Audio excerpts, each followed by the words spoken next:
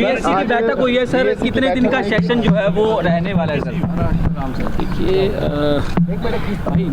13, 14 और फिर 18 तारीख को सेशन रहेगा, उसके ऊपर चर्चा हुई है। और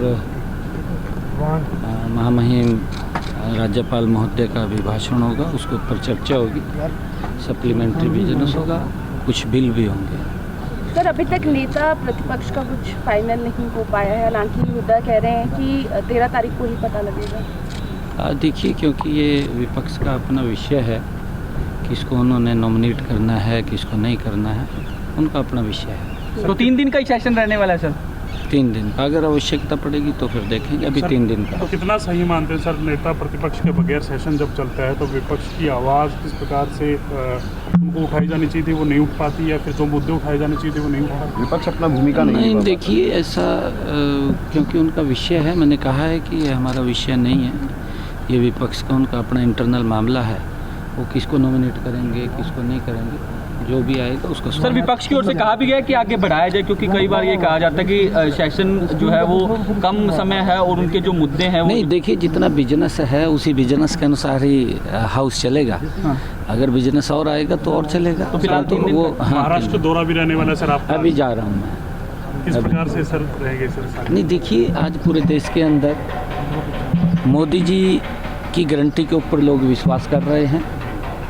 महाराष्ट्र, झारखंड के अंदर भी भारतीय जनता पार्टी आदरणीय मोदी जी के नेतृत्व में बहुत बड़े मार्जिन के साथ वो जीत करके आ रही है। इम्पैक्ट आ जाएगा सर, हरियाणा में जिस तरीके से बहुमत मिला है वो इम्पैक्ट वहाँ पर भी देखते हैं? नहीं, देखिए सभी इम्पैक्ट देखने को मिलते हैं। तीसरी बार केंद्र में सरकार नरेंद्र मोदी जी के नेतृत्व में बनी है, उसका भी इम्पैक्ट है।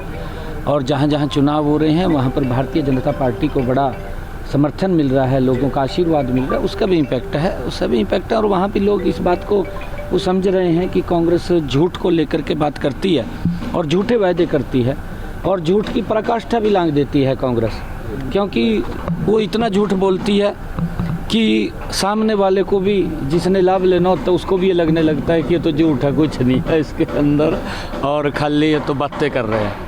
परंतु मोदी जी की गारंटी के ऊपर विश्वास है लोगों को। मोदी जी जो बोलते हैं वो करते हैं और किया है। सर किसानों को लेकर जिस तरीके से जुर्माना लगाया गया है पराली जलाने के मुद्दे को लेकर, उसको लेकर विपक्ष का सीधे तौर पे कहना है कि किसानों के साथ न्याय जो है वो नहीं किया जा रहा। नहीं, देखिए क्योंकि किसानों को, हमारे किसान बड़े समझदार हैं, हम उनको समझा भी रहे हैं। और हमारे यहाँ ऐसा नहीं है कि किसान ज़्यादा पराली जला रहे हैं। अगर हम देखें कि हमने जो पीछे भी बात की थी, माननीय सुप्रीम कोर्ट ने भी हमारे किसानों को अप्रिशिएट किया था, उनकी प्रशंसा की थी। और अब की बार भी ऐसा नहीं है।